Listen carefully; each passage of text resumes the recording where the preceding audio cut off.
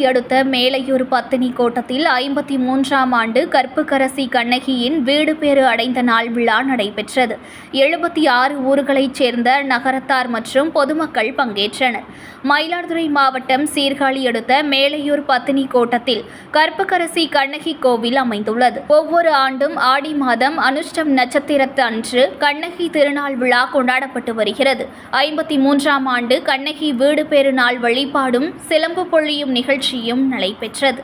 இந்நிகழ்ச்சியில் பத்தினி கோட்டத்தில் உள்ள கண்ணகியின் பெருமைகள் குறித்தும் அறிஞர் பெருமக்கள் பொதுமக்களுக்கு எடுத்துரைத்தனர். கண்ணகி பெருமாநாட்டிற்கு பால், இளநீர், தயிர், சந்தனம், மஞ்சள் உள்ளிட்ட பலவிதமான திரவிய பொருட்களை கொண்டு சிறப்பு அபிஷேகம் செய்யப்பட்டு புஷ்ப அலங்காரமும் மகா தீபாராதனையும் காண்பிக்கப்பட்டது.